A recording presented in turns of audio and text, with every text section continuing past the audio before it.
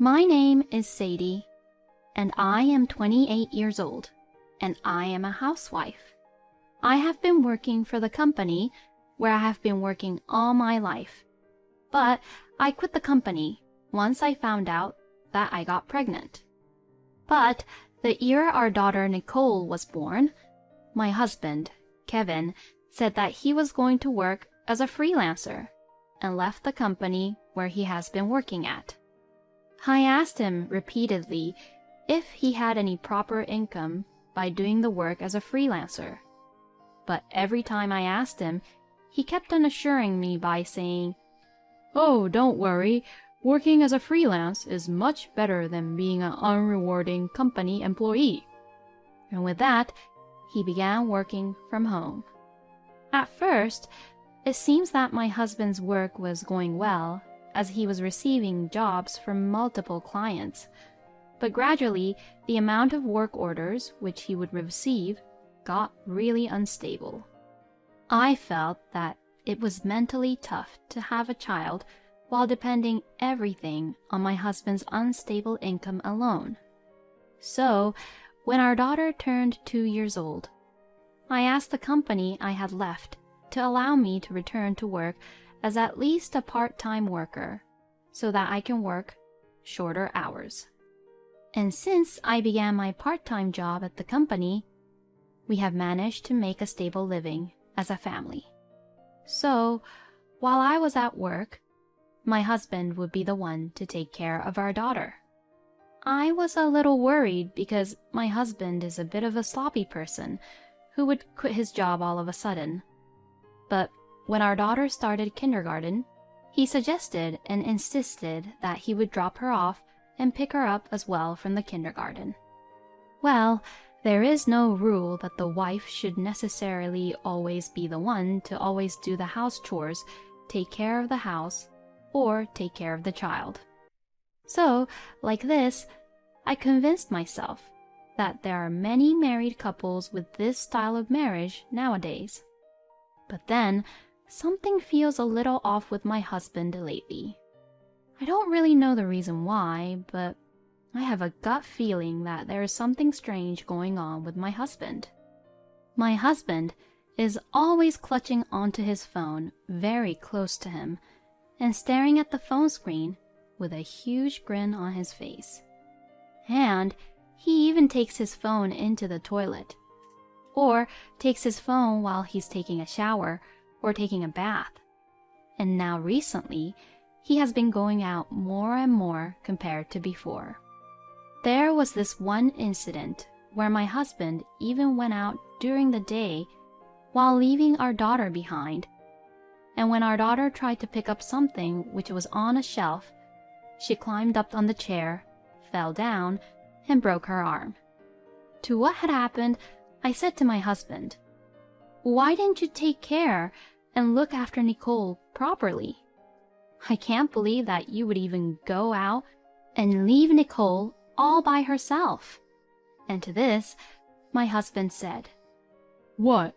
I can't even have my own time to relax by myself? What are you talking about when you put all the responsibility of raising our daughter only on me?" And he got really angry at me. "You're such a pain in the ass. Women like you make me so pissed off." Kevin would say all these kind of things just to defend himself, and to me, everything he said was completely unbelievable. It feels like my husband has completely changed his mind to another woman and does not care about me or our daughter at all. I was so shocked and stunned at the situation that I felt as if there was a huge hole in my heart, which was being filled with anger and sadness. Since that incident, my husband has been staying out frequently, not even coming back home for the night without any hesitation, saying that he had to go out to collect data for his work. The last time Kevin came back home while he stayed overnight somewhere, which he won't even tell me where he stayed the night, he clearly had a hickey on his neck and it was so visible that it felt like as if he was trying to show it off. Seeing this, I was completely sure about what Kevin has been doing. I don't need a guy like him, and I just really want to divorce him as soon as possible. If Kevin keeps on treating me like that, he probably thinks of me as just his ATM, where he can just get money off from. When I thought like that, I was just so frustrated and disappointed that Kevin had thought of me that way. I wanted to get away from him in a way that was advantageous to me, and that would make my life stable after our divorce. So, I tried to find out more about my husband and his affair. But he was very thorough about hiding what he has been doing and what he had done, and did not leave any kind of evidence back at home. The other day, while my husband was sleeping, I secretly took his finger and opened the fingerprint authentication on his phone and looked at his phone to check his messages. But to my surprise, the conversation with the woman who seemed to be having an affair with him was nowhere to be found, as he seems to delete the chat and the data every day before going to bed. What should I do? While I was being troubled with no chance to get proof of my husband's affair, at an unexpected moment, I finally learned the whole truth about his affair. One day, suddenly, in the middle of the night, my phone rang. And that call was from the police. I had asked the police what had happened, and after hearing the police's story, it seemed that my husband had been in a car accident. My husband had rented a car, and he was the one who had caused the car accident. And not only my husband, but also a woman who was a passenger in the car was seriously injured and taken to the hospital. And that woman, I'm sure, was whom Kevin was having an affair with. On the day Kevin had left, he said that he was on a business trip for an interview for his job. But the truth was that Kevin was actually on a trip with the woman who he was cheating on me with. I almost went hysterical with anger, but I managed to calm myself down. Called my parents, asked them to take care of our daughter, and hurried to the hospital where Kevin and his mistress was. The receptionist at the hospital told me that neither Kevin nor the woman were both in life-threatening condition, which was a relief. But according to the doctor who was in charge of Kevin and the mistress, had told me that there was a possibility that my husband would not be able to walk and use his legs permanently due to the impact of the accident. And even if he recovered from his injuries, he would probably have to live his life in a wheelchair. I also asked about the condition of the woman who was in the car with Kevin. The doctor did not give me any details, but she said that the window of the car was broken and that a piece of the window glass had pierced her face, which left a huge scar on her face. The doctor also said that the woman had a neck injury from the impact of the collision, and that she was currently lying on the bed with her neck immobilized. I felt a little bit sorry for Kevin's mistress because she is a woman who now has a huge scar on her face. But at the same time, I felt in my heart that that is what she deserves, since she got karma. When I entered the hospital room, which was a two-person room, I saw Kevin and the woman who appeared to be his mistress sleeping on the bed side by side. The nurse said that normally men and women would have separate rooms, but this was the only room available for now, which is why they were both put in the same room, because they were riding in the same car. I stood in front of the woman and looked at her face. Oh, I think I have seen her somewhere before, maybe. Then, as I thought to myself, I had realized that this woman is our daughter's kindergarten teacher. So, in other words, my husband was having an affair with a kindergarten teacher. No wonder my husband insisted at that time that he would be the one to take our daughter to and from kindergarten every day, which was pretty unusual of him to even suggest. And now that I think about it, Kevin had also insisted on going to parent-teacher conferences. And so, like this, everything made all sense to me now. My husband seemed to wake up and noticed that I was there and said, "Oh," in a quiet voice. "I knew that you were cheating on me, but I didn't really realize that you were cheating on me with our daughter's kindergarten teacher." "Oh, no. This is... Well, she is really beautiful and very nice, so I guess I couldn't really help it, you know." My husband looked really weak as he said this, which was unlike his usual attitude and tone, probably because the doctor had already informed him that he had to live his life in a wheelchair from now on. "I can't keep on going on doing this with you anymore. Let's just get a divorce." Hey, no, wait a minute. I only just lost myself for a moment, you know, and I won't do this ever again.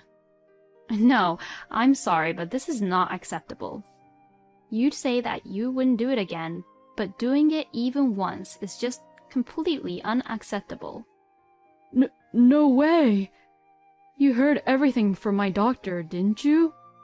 That I'm going to be in a wheelchair my whole life from now on. "Yes, so?" What do you mean, so? What the hell are you talking about? You should at least take care of me. "And why should I even do that for you? Why should I, who got cheated on by you with another woman behind my back, have to take care of you?" That's because I'm the one who's been providing for you and our daughter this whole time. Excuse me? It's because I began to do my part-time job, we're able to make ends meet and live decently like we have been all this time. Kevin, we can't depend on your income alone because it was too unstable. Have you even forgotten the times when you were only earning $1,000 or $500 a month? Well, that's... Anyway, I have definitely set my mind on getting a divorce from you. I'll even request for alimony from you. Oh, you must be crazy. You're just the worst human being ever. And who do you think is the worst human being? You were the one who left our daughter behind all alone by herself so that you could have an affair with that woman. The mistress, who was beside Kevin, was crying out in pain when she was first brought in, and since she was giving a very strong anesthetic, she's now sleeping deeply even when Kevin and I were arguing loudly. Anyways, let's just communicate through our lawyers about what and how we are going to proceed about this. With saying that, I left the hospital room. Well, I am definitely going to be busy from now on. First comes divorce, then I'll have to also request for alimony and the child support. I have to make sure I get everything on what I was entitled to. I also went back home to my parents' place and explained to my parents about what had happened. They were both very angry with what had happened and said, "I'll take care of our grandchild and you can also come back here now, Sadie." And the next day, I went to the kindergarten to turn in all the documents for my daughter Nicole, as she will no longer go to that kindergarten anymore. When I got there, there was a bit of a commotion in the kindergarten because that teacher, who was Kevin's mistress, had not arrived yet. No one would know that she was in the hospital and even sleeping in the same room as my husband. I looked at the commotion as I finished handing in the necessary documents and finished the paperwork, and I was just about to leave the kindergarten. Then that was when Tammy, a mother to a really good friend of Nicole, came up and began talking to me. "Oh, how rare of you to be here. Your husband is the one who comes here all the time." So I explained that my husband had been in a car accident. Then to that, Tammy said, "Oh, really? Well, I'll go visit Kevin at the hospital the next time with my husband." Using this as a great opportunity, I told her that the person who was also in the same car with Kevin was also being hospitalized in the same room. And I also told Tammy to go visit them as soon as possible, as I knew that they would be happy to see her. And so it seems like Tammy had visited Kevin and his mistress that Saturday. At that time, Kevin and his mistress were still in the same room, which is why soon after Tammy visited the hospital, I got a call from her right away. I acted like I was crying over the phone and told Tammy that my husband was actually having an affair with the kindergarten teacher. You know, Kevin had even lied to me about going on a business trip, but actually, he had gone on a road trip together with that kindergarten teacher behind my back. And even the other day, Kevin had left our daughter Nicole at home all alone so that Kevin and that teacher could meet up with each other. So that's why I decided to get a divorce with Kevin, move back home to my parents, and move my daughter to a different kindergarten. Since Tammy has a strong sense of justice, she was outraged about what had happened and said, "That's totally unacceptable." And after that, it seems like the story quickly became known throughout the whole kindergarten. So as a result, the teacher, who was Kevin's mistress, had to quit the kindergarten. And that teacher is now suing Kevin for causing the accident, which left her face scarred for life.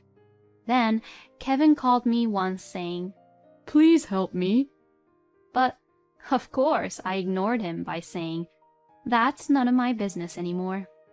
I also told Kevin that the only thing I would talk to him about is the divorce and alimony and child support, and hung up the phone on him. For a while after that, Kevin was reluctant to divorce me, but his lawyer finally persuaded him into it, and he finally signed the divorce papers. After that, I took what I could get for the alimony and child support, and Kevin also agreed to the promise where he would never see my daughter at all in the future. My lawyer told me that Kevin had been whining and crying the whole time, begging my lawyer to tell me that Kevin would never do this again and that he wanted me back as his wife. If Kevin needed me like that, then he should have taken care of me properly from the beginning, and not do anything stupid and disgusting like cheating on me with another woman behind my back. I apologized to my lawyer saying, "I am truly sorry for the trouble I have caused you." Anywho, I received $30,000 from my ex-husband and $20,000 from Kevin's mistress as alimony. As for Kevin's mistress, it seems that she was very confident about how she looked, and because of that, she had no confidence anymore because of that huge, hideous scar which is now on her face, and she is no longer able to go outside that freely compared to before. Now, it seems like Kevin's mistress is back at her own parents' house, and she supposedly shut herself into her room most of the time. And as for my ex-husband, since he was hospitalized and was unable to work for a while, most of his clients are gone, and now he does not have any jobs as a freelancer anymore. Actually, it seems like Kevin was forced to pay a penalty fee because he was unable to work on some of the projects due to the accident and missed the deadline for the contract. And currently, my ex-husband is penniless and is now living at home in a wheelchair with his parents taking care of him. Being in such a situation like that, and being a man who got divorced because of his own affair and what he had done, it is probably very difficult for Kevin now to be in a new relationship. This is what Kevin and his mistress deserves for what they did. And on the other hand, I was able to work with shortened hours to full-time, and then back to being a full-time employee again a year later in the company I have always been working at. And now I make enough money to even support my daughter all on my own. I will continue to work hard while watching my wonderful daughter grow up. Thank you for watching until the end. Please subscribe to our channel. We hope to see you in our next video.